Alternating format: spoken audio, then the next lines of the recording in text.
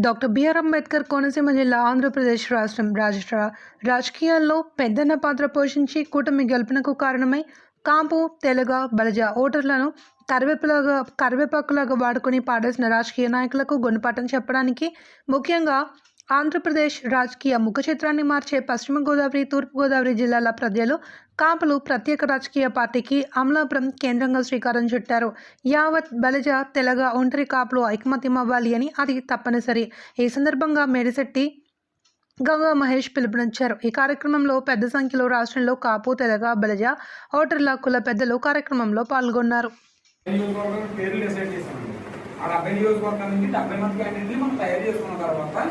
వాళ్ళ భాగస్వామ్యంతో పెట్టింది. అది కాబట్టి మనకి అంటే వచ్చినట్టే లేదు, అటువంటి నేను అనలేదు. వాళ్ళ సమర్థంలో మన పార్టీ పెడతాం కాబట్టి ఆ బదులు వాళ్ళే మోసుకుంటారు. ఎందుకంటే మనకి నాకు తెలిసినట్టు ప్రతి నియోజకవర్గంలోనే ఎమ్మెల్యే స్థాయి క్యాండిడేట్లు మన టాప్ నుంచి 2-3 ఉంటారు. ఏదో ఒక పార్టీ నుంచి టికెట్ ఆశిస్తున్నారు, నేషనల్కి ఎక్కర్లేదు. దానికి మనం మన పార్టీ ఇది మనదాన్ని ఎప్పుడైతే కనిపించిందో లాస్ట్ మనకు వస్తుంది. తర్వాత మీకు ఇంకోటి ఏంటంటే అది కుల పార్టీని పెట్టుకుంటారా అందరు కలుపుకొని పెట్టుకుంటారా అనేది ఒక విషయం. సరే, మీరు రెండు పాయింట్లు లేవదేశారు. 2 పాయింట్ల గురించి మాట్లాడారు. నాది వచ్చేసి హైదరాబాద్ సార్. నేను ప్రజారాజ్యంలో 10 సంవత్సరాలు కష్టపడ్డాను, న్యాయం జరగలేదు. జనసేనలో ఇప్పుడు కూడా బుద్ధస్థానాలు నడుస్తుంది, న్యాయం జరగదు. కానీ ఇప్పుడు నాలో ఉన్న నాగేశ్వర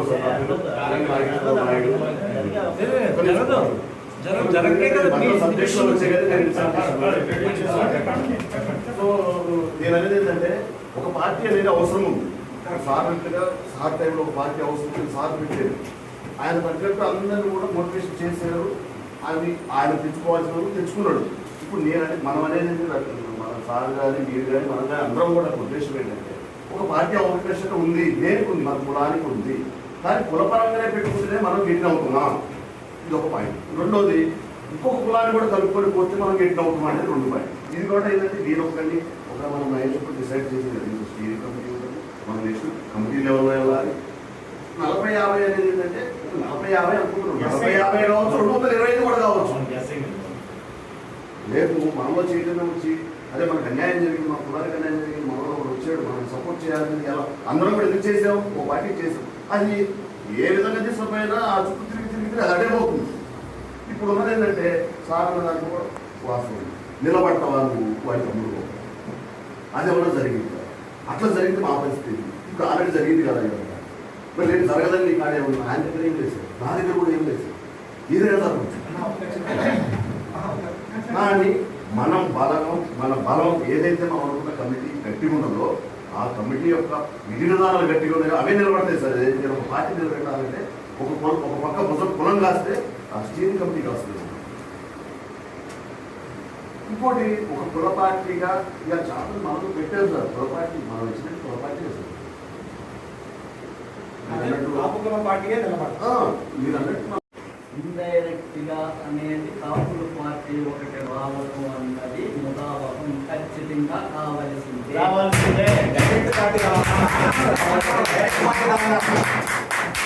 దానికి ఇందాక నా కోపం రావడానికి ఏంటంటే కాపు ఔషధత్వాలకు కాపు, నీతి నిజాయితీలకు కాపు, నిలువెల్లా అణువణువు పౌరుషానికి ముక్కుసూడి ధనానికి కాపు, ఔషధత్వాలకి కాపు, ఈ శాసనాధికారాలకు కాపు. ఇంత కాపుని మనం తీసుకున్నాం. మనం ఈ కాపుని ఎవరు ఏది కూడాను మాట్లాడడానికి వీళ్ళకుండా మనం పార్టీ కావాలన్నది అనివార్యం.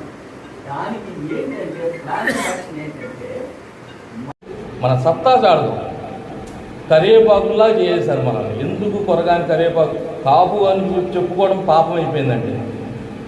కాపు అని చెప్పుకోవడం పాపం అయిపోతుంది. కొన్ని ఏరియాల్లో భయపడుతున్నారు చెప్పుకోవడానికి. రాయలసీమ వెళ్తే తంతన్నారు, రాయలసీమ వెళ్తే బలిజనులని మన వాళ్ళని కొంతమంది తంతన్నారు.